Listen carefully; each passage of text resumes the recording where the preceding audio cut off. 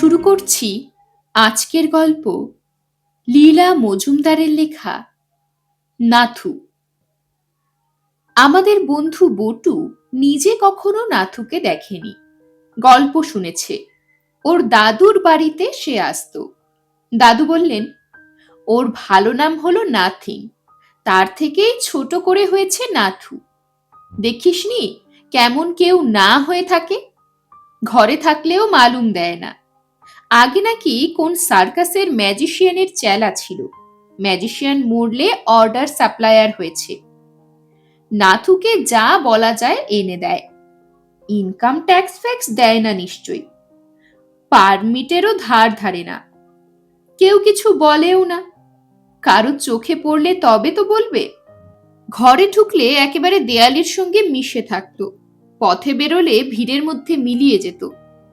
বটুর দাদুর বাড়ির লোকেরা ওকে এতকাল দেখেছে, তবু কেউ ওর নাক মুখ চোখ কান আলাদা করে মনে করতে পারে না।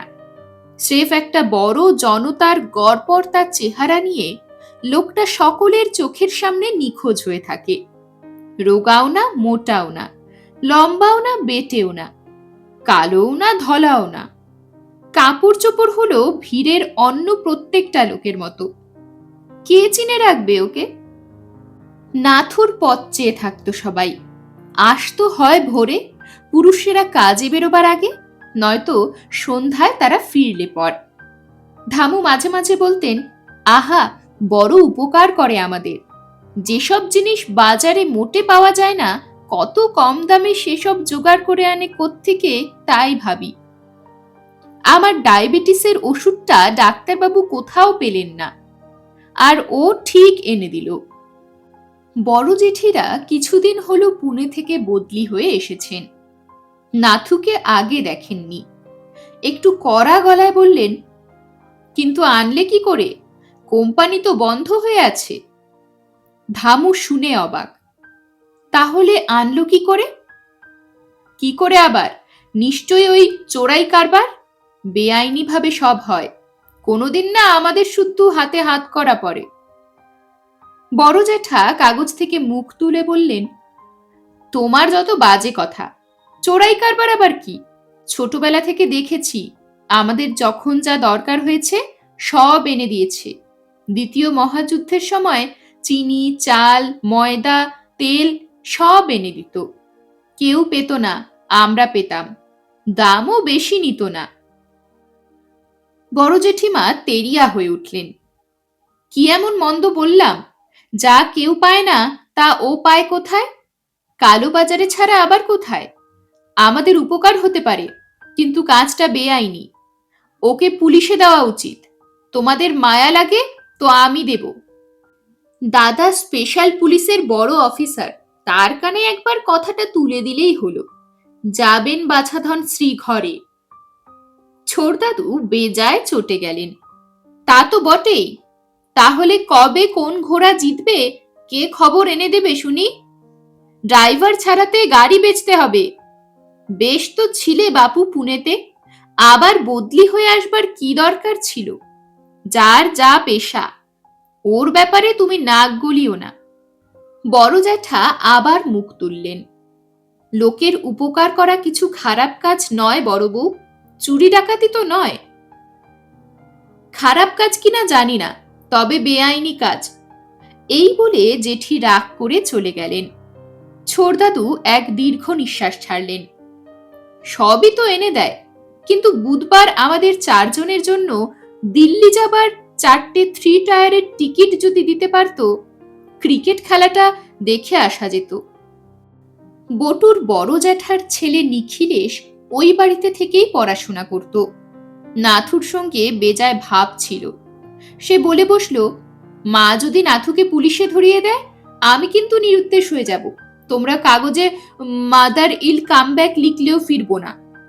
অ্যানুয়েলের আগে তোমরা সবাই আমাকে কি না বলেছিলে, কিন্তু কেউ কোনো উপায় বাতলাওনি। শেষটা ওর কাছে দুঃখ জানাতে পরদিন থলি থেকে একটা চিরকুট বের করে দিল। তাতে সব সাবজেক্টের ইম্পর্টেন্ট প্রশ্ন আর তার উত্তর লেখা ছিল। সেইটে পড়েই না উতরে গেলাম। এই বলে নিখিলেশ ভ্যা করে কেঁদে ফেলেছিল। কাঁদতে কাঁদতে বলল, বলেছিল আমার বাপ ঠাকুরদার কাছে ঋণী, পয়সা নেয়নি। তাই শুনে সবাই ব্যস্ত হয়ে বলল, এই চুপ চুপ, তোর মা শুনতে পেলেই হয়ে গেল। ঠিক সেই সময় নাথু এসে দেখা দিল, হাতে সেই নেই রঙা ক্যাম্বিসের থলি। জিনিসপত্র এমনই ঠাসা যে মাটিতে রাখতে খাড়া হয়ে দাঁড়িয়ে রইল। কখন যে নিঃশব্দে দরজা খুলে ফুস করে ঘরে ঢুকেছিল কেউ টের পায়নি। ওই রকমই ওর যাওয়া আসা। বড় জেঠি একদিন বলেছিলেন, দুষ্কৃতকারীদের সর্বদা পা টিপে টিপে চলতে হয়, নইলে ধরা পড়বে যে। তোমাদের পেয়ারের নাথু যদি আপিং কোকেন সরবরাহ করে তাহলেও আশ্চর্য হব না। কথাটা কারো পছন্দ হয়নি। বড় জেঠি তবু ছাড়েননি। উপকার করে আমাদের সকলকে পাপের ভাগই করে, নইলে আমাদের সঙ্গে ওর কি? এত উপকার করে নাকি কোনো ভালো মানুষের বেটা? আমরা কি ওর বাপের পিতেমো? সেদিন বড় জেঠি চলে গেলে দাদু বলেছিলেন, আমরাও যে একেবারে কখনোই ওর উপকার করিনি তা নয়। দ্বিতীয় মহাযুদ্ধের সময় কোথায় যেন অনেক টাকা লোন নিয়ে শোধ করতে পারছিল না। মিলিটারি ব্যাপার, ওর নামে হুলিয়া বেরিয়েছিল। আমি উকিল পাঠিয়ে ওই লোন শোধ করে দিয়েছিলাম। তার আগে নাপতেনি সাজিয়ে আমাদের এই বাড়িতে ওকে লুকিয়ে রেখেছিলাম। আমাদের শখের থিয়েটার ছিল, তাই মেলা উৎকৃষ্ট দাড়িগোঁফ পরচুলা থাকতই আমাদের কাছে। তবে সে অনেক দিনের কথা। নাথু না হয়ে ওর বাবাও হতে পারত। তারও নাম নাথু ছিল। বড় পিসি রেগে গেলেন। কি যে বলো বাবা, নাথু আবার একটা পদবী নাকি, যে বাপও নাথু ছেলেও নাথু? তা হবে না কেন? দেবনাথ যদি একটা পদবী হতে পারে, নাথুলালই বা হবে না কেন? সেদিনের কথা থাক। মোট কথা আজও নাথু এলো, গাল ভরা হাসি, থলি ভরা জিনিস। এসে বলল, কিছু দরকার নাকি স্যার? ছোটদাদু রসিকতা করে বললেন, তা দরকার বই কি, বুধবারের জন্য 4টে দিল্লি যাবার 3 টিয়ারের টিকিট দিতে পারিস? নাথু বলল, পারি স্যার, আছে আমার কাছে। এই বলে থলি থেকে বের করে দিল। সবাই হা। ছোটদাদুর চোখ কপালে উঠল। কি করে পেলি নাথু? নাথু মুচকি হাসল। সে এক খদ্দের ফরমায়েশ করেছিল স্যার, তার বাড়িতে ব্যামো, তাই নিল না। 10% রিবেট আছে স্যার। বলা বাহুল্য, নগদ টাকা দিয়ে তক্ষুনি ছোটদাদু টিকিট নিতে প্রস্তুত। নাথু টাকা নিল না। থাক স্যার, তাহলে পুরনো ধারটা পুরোপুরি শোধ হয়ে যায়। বড় কর্তা তো জানেন সব। বড় জ্যাঠাও খুব হাসলেন। তুমি আমাদের এত উপকার করো নাথু, কিন্তু আমার গিন্নি তোমাকে সন্দেহের চোখে দেখেন।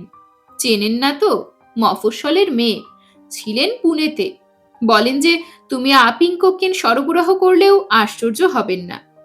আছে নাকি তোমার কাছে? নাথু লাফিয়ে উঠল। তা বলতে হয় স্যার, এই নিন। এই বলে থলি থেকে 2টো খুদে সাদা প্যাকেট বের করে বাড়িয়ে ধরল। সঙ্গে সঙ্গে খাবার ঘরের দরজার পর্দা সরিয়ে বড় জেঠির স্পেশাল পুলিশ দাদা ঘরে ঢুকে কাষ্ঠ হেসে বললেন, বাহ, একেবারে বামাল সমেত হাতে নাতে। না, নড়বে না। প্যাকেট শুদ্ধ 2 হাত ওপরে তোলো। টোপল, মগনলাল, হাত করা লাগাও, থলি তল্লাশ করো। বাকি সকলের চক্ষু চড়ক গাছ। এ কি কাণ্ড! বড় জ্যাঠা চোটে লাল। দেখো জ্যোতিষ, বাড়াবাড়ি ভালো না। নাথুকে আজন্ম চিনি, ওর মতো সৎ উপকারী লোক। সেদিকে কান না দিয়ে বড় জেঠির দাদা আঁতকে উঠলেন। আরে আরে, এ কি? এক মুহূর্তের জন্য চোখ ফিরিয়েছি, এরই মধ্যে লোকটা গেল কোথায়? মগনলাল, ক্যা হুয়া? টোপল আর মগনলাল হাত করা হাতে বোকার মতো দাঁড়িয়ে রইল। এ কি তাজ্জব! কি ব্যাপার স্যার? সিরেপ দেয়ালের সঙ্গে মিশে গেল? স্যার রেগে গেলেন। ক্যা দেখতা, খানা তল্লাশি করো। ওরা ছুটে বাড়িময় তাকে খুঁজে বেড়াতে লাগলো। স্যার নিজে থলিটা তুলে নিয়ে হা। তাতে একেবারে কিছু নেই। ছুতেই প্যাত প্যাত করে কাত হয়ে পড়ল। কি করে এমন ঠাসা দেখাচ্ছিল কে জানে। বলা বাহুল্য, শেষ পর্যন্ত কিচ্ছু পাওয়া গেল না, না মানুষ না জিনিস। বড় জেঠির দাদা অপ্রস্তুতের এক শেষ। পারলে বড় জ্যাঠার পায়ে ধরেন, সম্পর্কে বড় হলেও বয়সে 5 বছরের ছোট। কিছু মনে করো না বকুদা, মিনু যে কি বাজে খবর দেয় তার ঠিক নেই। ছোটবেলা থেকে ওই সন্দেহবাদী, যেন দুনিয়া শুদ্ধ ও ছাড়া সবাই দুষ্কৃতকারী। ভালো মানুষটাকে ভয় দেখিয়ে ভাগালো।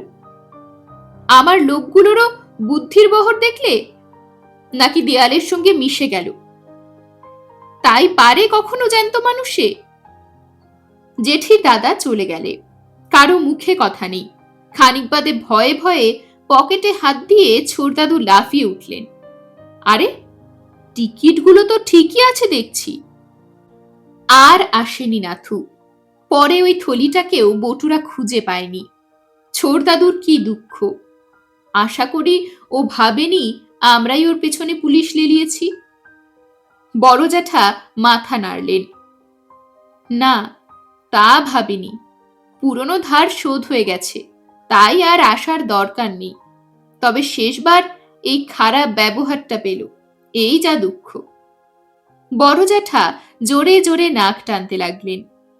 এই হলো বটুর গল্প। এরকমই আরো সব গল্প পেতে চ্যানেলটিকে সাবস্ক্রাইব করে দেবেন। আর গল্পটি যদি ভালো লেগে থাকে তাহলে লাইক, শেয়ার আর কমেন্ট করে দেবেন।